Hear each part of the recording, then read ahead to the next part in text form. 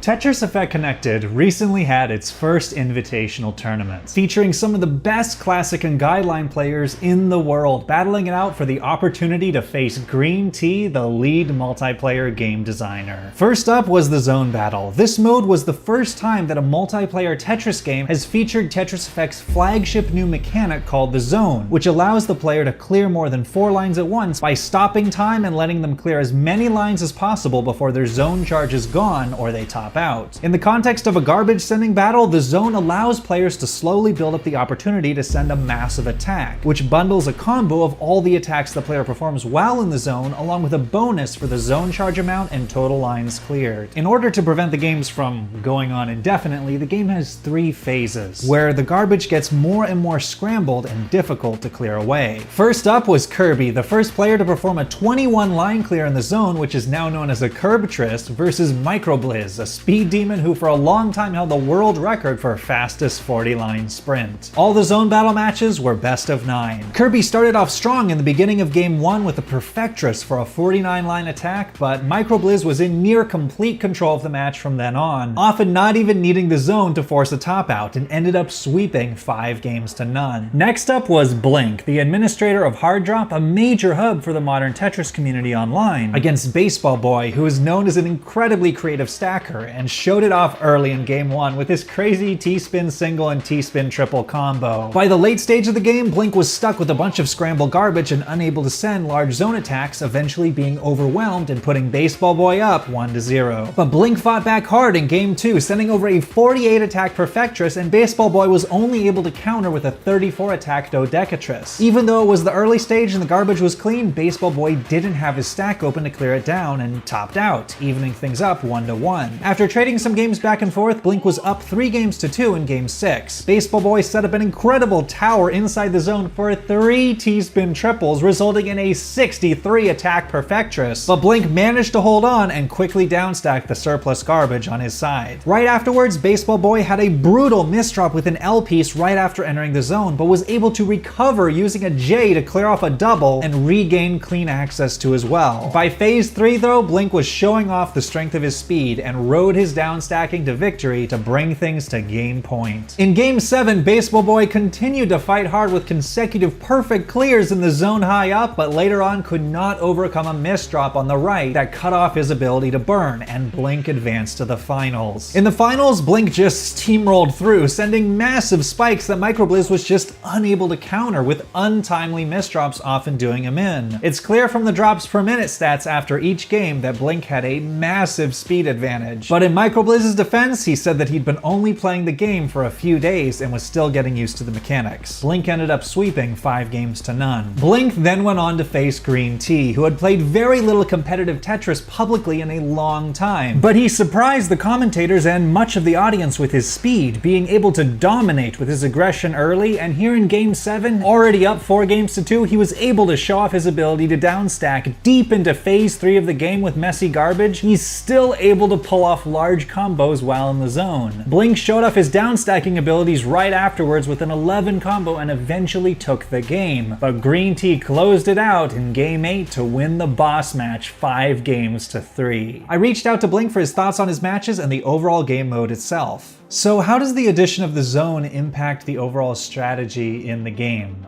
Okay, so zone mode, it definitely adds like another layer of depth to the game.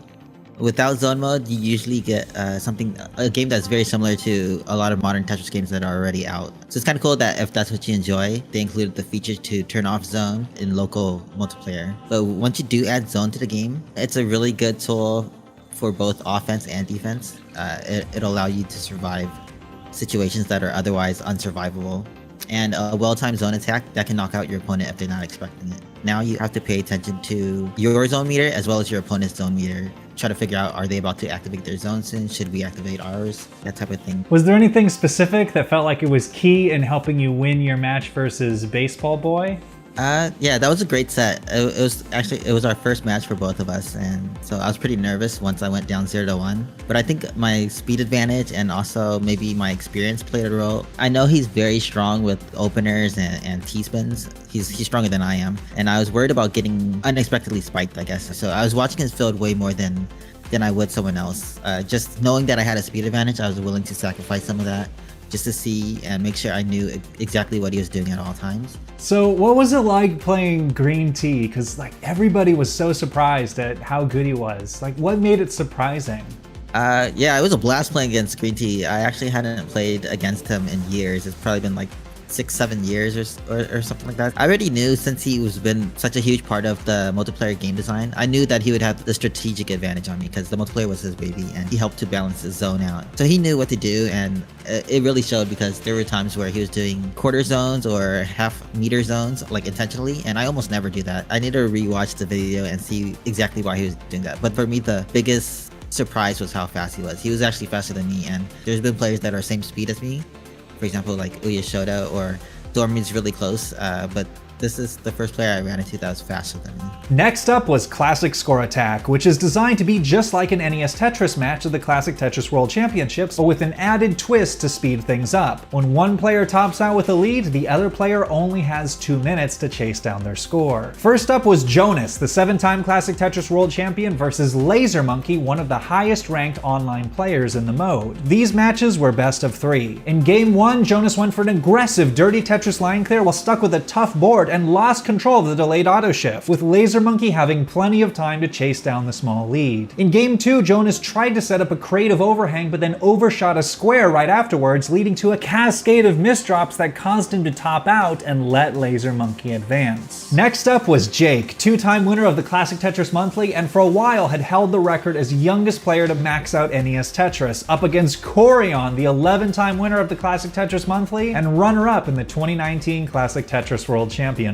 Game 1, Jake had some misdrops, setting up a dirty centerwall Tetris line clear, and Corion took the round for an early match lead. Game 2, Corion survived a difficult situation on level 24. Jake was then 1 Tetris line clear behind on level 28 right before the kill screen. He had a desperation Tetris line clear set up, missed a long bar, but managed to get another one just in time. And Corion's stack was too messy to regain the lead before topping out. Jake ties things up 1-1. Game 3, Jake got into a dig early and hung a long bar on the right, and Corion survived to advance. Corion and Laser Monkey face off in a best of 5 bracket finals. Corion in game 1 doesn't get the RNG to resolve building out his left and gets droughted, and Laser Monkey is able to methodically chase down the score for a match lead. Game 2, Laser Monkey suffers through a lot of burning early and is down over 160,000 points, needing to play aggressive. His stack is unmanageable after this Tetris line clear, and he's unable to access the left side of his board, and Corion evens things up 1-1. By game 5, things are all tied up 2 games apiece, but Laser Monkey has an even bigger deficit of nearly 200,000 points right before the transition, but manages to dig through a dangerous board and hang on. A few levels later, he's gotten back nearly all of the deficit. Corion is unable to get a J to the left after this Tetris line clear, and Laser is able to complete the improbable comeback and win the finals, advancing to get to face Green Tea in a special best of 5 boss match. Appearing in his first competitive NES Tetris event in over a year, Green Tea shows early on that he has no rust, getting 877,000 in game 1, but it isn't enough as Laser Monkey clutches out 922,000 right before the kill screen for the win. Game 2, Green Tea and Laser both get stuck in tough digs past the transition and top out at nearly the same time. But with Laser in the lead, he takes a commanding 2-0 lead. Game 3, Laser is stuck high up at a critical point right before the transition, but gets the long bar for a Tetris line clear to stay in it. By level 28, Green Tea is 1 Tetris line clear behind right before the kill screen, right on the edge of death, and gets a triple on a Tetris line clear to take the lead and stay alive. Game 4, both players are barely hanging on, grinding through Swiss cheese boards like hungry mice, but Green Tea holds onto the slimmest of leads to even things up and force a decider. Game 5, Green Tea has a rough transition board and just misses a quick tap with the long bar to the left, and Laser Monkey defeats the final boss for a perfect night. I reached out to Laser Monkey as well to get his thoughts on the matches and Classic Score Attack in general. So what's the setup that you use to play Classic Score Attack?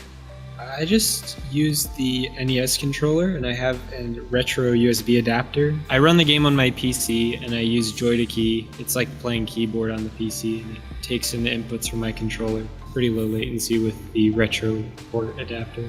I did have to adapt my playstyle a little bit because When I play on NES, I rely on like a lot of frame perfect taps on 19 speeds, and it doesn't really work on the connected version because there's like 1 frame of lag, but I just learned how to like count taps. It's like a finesse basically, and when I started doing that, it was just fine. Does the addition of the 2-minute time limit for chase downs impact your strategy at all when playing games? It does impact my strategy when I'm losing. So for example, in my match in the tournament against Corion, I was like 180,000 behind. And when I was that far behind, my sole aim was to make sure that I never fell more than that behind, because from experience, I know that's about where it becomes impossible to catch up. I think especially on Tetris Effect Connected, people aren't quite used to it. They don't have a precise sense of the risk tolerance, because they've played NES Tetris for thousands of hours, but Tetris Effect they haven't. From playing in the ranked matches in the queue, I experienced a lot of early top outs, and so my strategy was just to survive, and I guess it worked out. So this was your first time getting to face Jonas, Corion, and Green Tea. What was it like facing them? Jonas, Corion, and Green Tea, those guys are some of the most like positive influences. You know, when I started getting into watching the CTWC, those 3 guys, along with like Joseph, they were the greatest to watch because they were just so positive and happy to be there and really good sportsmen. And, you know, as a sometimes very angry kid, it's nice to have that like older perspective. And so for me, like even getting to play these guys is just like already an honor. And I just felt like very lucky to even be in this situation to play against them and, you know, share this scene. The only thing winning did for me is like getting the chance to play the next person.